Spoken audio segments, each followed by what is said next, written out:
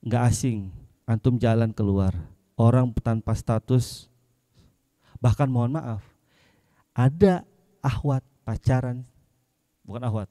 Saya kalau nyebut ahwat saya dulu pernah diprotes. Ahwat tuh baik-baik katanya. Ada perempuan, bener. Saya bilang ada ahwat tuh terkadang tuh jalan tuh dia lenggak-lenggok. Ustadz itu bukan ahwat, itu perempuan. Oh gitu, siap. Siap bos, salah ngomong bos. Ada, mohon maaf ya, perempuan yang dia pacaran dengan suami orang. Banyak nggak? Banyak. Banyak. Apalagi kalau suaminya itu banyak duitnya. Tugas di luar kota, naudzubillah. Saya yakin antum nih solehah semuanya. Solehah semuanya. Oke. Nah, ini jangan dekati zina, jangan pacaran, ini cara yang sesat, yang nggak boleh kita lakukan. Terus apa? Ini sudah ada dalam Al-Quran juga. Kalau tadi kan yang keji, ini sudah Allah jelaskan. Laki zina untuk perempuan zina dan sebaliknya. Ini ayat Al-Quran, surat An-Nur, ayat ketiga. Az-zani la yankihuha illa zaniyah. Jadi kayak gini, seakan-akan Allah menyampaikan nih, orang yang zina itu nikahnya gimana pun nanti sama yang zina juga. Makanya kenapa? Itu sudah banyak terbukti. Laki-laki sama perempuan, perempuannya hamil duluan, nggak dinikahi kecuali dengan orang zinanya itu. Itu sudah ketika nikah dia sudah hamil, atau dia udah nikah duluan baru misalkan dirayakan. Ini banyak cara-cara yang salah teman-teman. Antum jangan menyepelekan itu. Coba sayangi diri kita. Antum punya aurat, sayangi aurat antum. Antum punya harga diri, akhwat nih, sayangi harga diri antum. Ini Allah yang memberikan, maka harus kita jaga. Kepala ini Allah yang ngasih, pipi ini Allah yang ngasih. Jangan dicium kecuali oleh ayah kita yang laki-laki ya, atau adik atau kakak kita. Hati-hati nih, ini jangan disentuh nih, panas. Anggap aja mereka itu yang belum halal tuh api yang panas yang dari neraka gitu, jauh-jauh.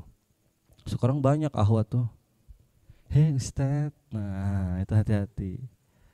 Nah ini, kenapa saya sampaikan ini teman-teman? Karena ini pacaran, ini efek pacaran. Bahkan mohon maaf, sekarang itu orang yang sudah menikah pun sama. Ada dia selingkuh, bahasa halusnya selingkuh padahal dia zina. Zina, unik ini. Kata-kata zina ini adalah bahasa Arab. Dia kata syariat. Kata apa? Syariat. Jadi nggak ada tuh artinya. Zina ya zina. Coba antum artikan, nggak ada. Dia dari bahasa Arab, dari syariat dari Allah. Kata-kata dari Allah nih, bahasa dari Allah. Maka udah langsung namanya zina ya zina. Nah itulah hebatnya Al-Quran. Gak bisa kita membuat-buat, membolak-balikan, gak bisa. Nah terus bagaimana? Nah rotu halal, caranya ini langsung kita tulis poin. Bagaimana rotu halal? Pertama, ta'aruf apa? Ta'aruf. Yang kedua, khitbah. Apa?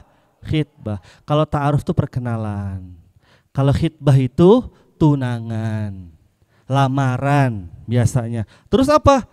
Nikah. Halal nih. Baru setelah itu walimah. Jadi walimah itu sebenarnya nggak mesti ada. Kalau antum sudah nikah, sudah akad, sudah cukup, nggak apa-apa. Yang penting diumumkan. Jangan sembunyi-sembunyi, nanti namanya nikah siri. Nah, hati-hati. Jadi ta'aruf. Ta'aruf itu seperti apa?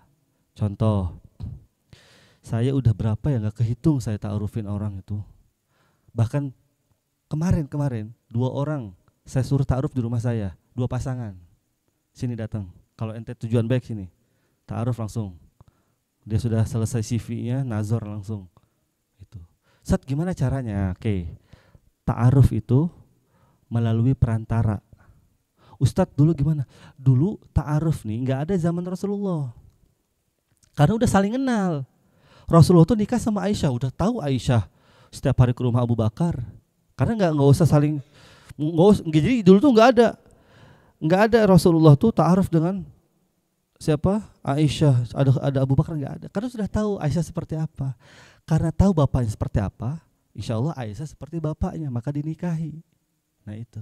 Nah, ta'aruf ini orang juga banyak salah. Ada kesalahan juga. Ta'aruf itu seperti beli kucing dalam karung. Tapi bukan saya. Ada teman saya.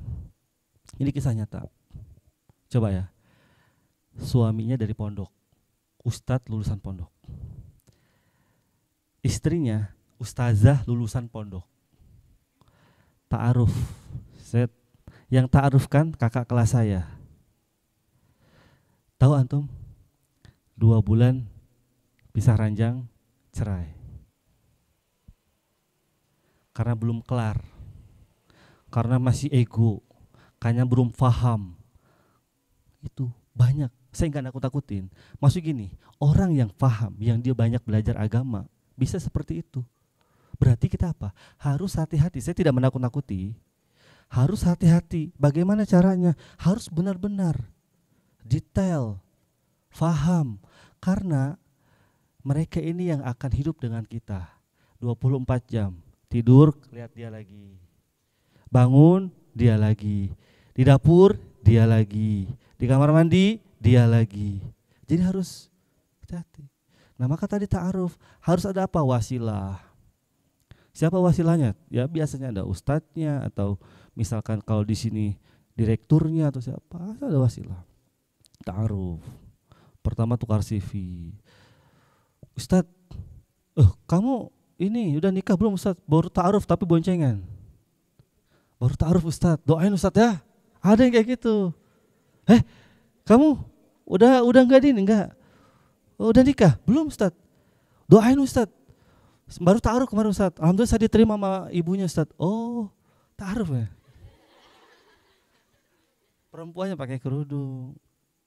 Orang belum paham. Maka belajar tuh jangan setengah-setengah. Nah kalau setengah-setengah nanti sama ibadahnya pun setengah-setengah. Ini kan ibadah. Saya bilang tadi, antum ta'aruf kalaupun itu gagal, kalaupun itu belum berhasil, saya nggak katakan gagal, belum berhasil, itu nanti akan dihitung pahala oleh Allah. Karena apa? Menjalankan perintah Allah. Ta'arafu. Nah, kemudian barulah setelah cocok, datang ke orang tuanya, niat untuk mengenal lebih dekat, niat untuk serius. Bismillah, mau datang untuk khitbah. Khitbah tuh di booking. Kalau kayak gini nih, kita itu teman-teman, kalau ke bank itu ngambil nomor antrian, itu udah booking. Nggak bisa nih antrian kita diambil orang lain. Nah kemudian apa? Nikah. Setelah nikah apa? Baru walimah. Udah simple nikah itu. Maka nikah itu mudah. Jangan dibuat susah. Nikah itu bukan masalah gengsi, tapi harus sesuai syar'i. Nikah itu tidak harus mewah, tapi bagaimana caranya mengundang berkah. Paham? Bisa ada yang ulangi? Nikah itu mudah. Jangan dibuat susah.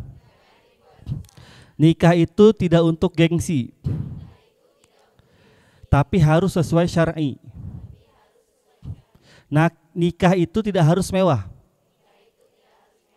tapi bagaimana caranya mengundang berkah. Udah 3 itu. Paham Tom? Oke, next.